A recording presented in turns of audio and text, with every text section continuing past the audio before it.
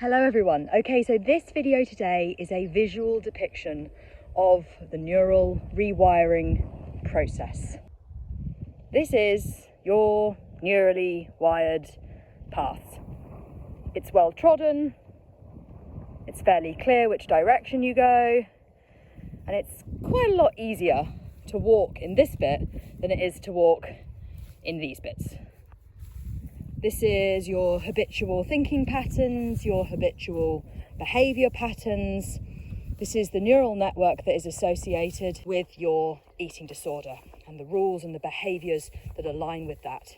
Now in recovery, what we have to do, actually it's just gotten a bit less clear, but in recovery, what we have to do is come off this pathway with intentional neural rewiring. And what that looks like is going this way. So you start taking opposite actions and it feels clunky and awkward and difficult and you're not really sure if you're going the right way and it's hard work. And in moments of stress, you feel really pulled back to the pathway because it's just over there and it's a lot easier. And actually your brain's natural response in periods of stress is to revert back to habitual behaviour patterns, to that wired in neural network. But you know that that is not where you want to go.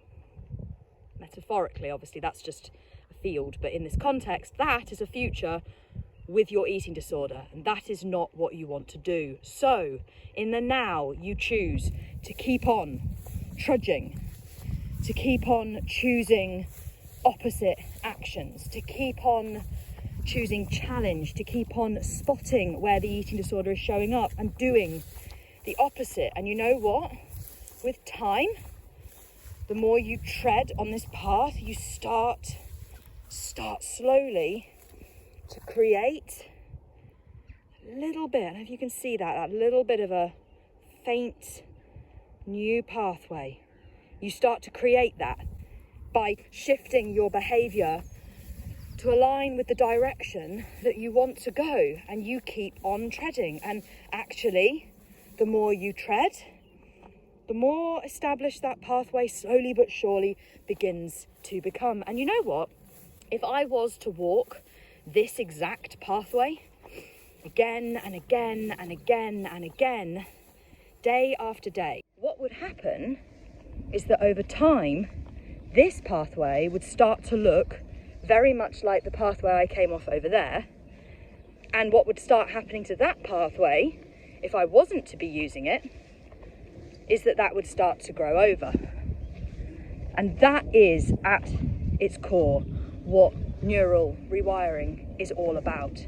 It's identifying the reality that the habitual behaviour patterns and the actions that you are taking on a day-to-day basis are not aligned with the goals that you want, with the values that you hold dear, with the destination that you want to reach. And it is the intentional choice to shift yourself off those behavioural pathways and off those neural networks, off that path that is most trodden.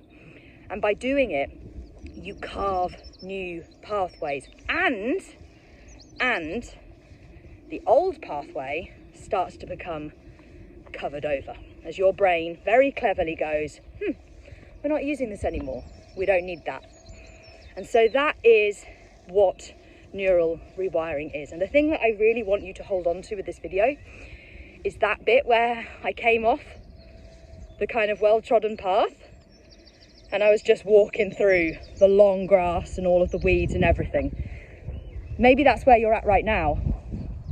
Maybe right now you are at the bit where you're just breaking path and it's heavy going and it's a lot harder in the now than choosing to stay on the disordered neural network pathway, on that pathway of least resistance, that pathway that is leading you towards that life lived in alignment with your eating disorder. But the truth of it is, like I said, you don't want to go that way. That's not That's not where you're headed. And so you choose to come off that path. You choose to do the hard work, to push upstream, to break path. And the glorious thing is, the more you do this, the easier and more natural it will become, and the more you will be building new pathways, building new behavioural patterns, establishing new belief networks, creating a new connection with yourself, and creating a life that is aligned with your values. You are breaking path because the path you are on is not leading to the place that you want to go. And the place that you want to go is in sight. You couldn't imagine it.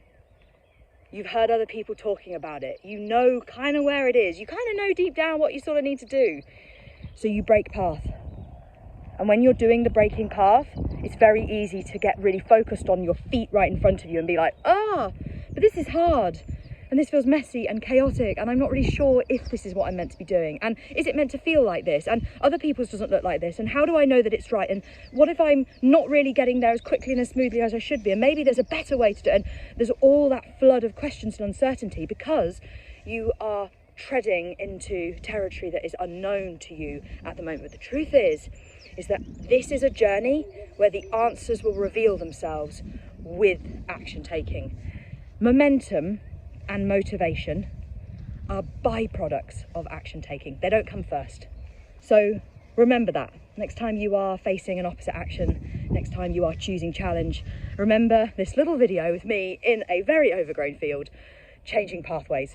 And remember that imagery of you who is breaking path, who is slashing through the brambles and kicking through the grass. Know that the more you do this, the more repetition, the more intensity, the more consistency, the easier and more natural it will become.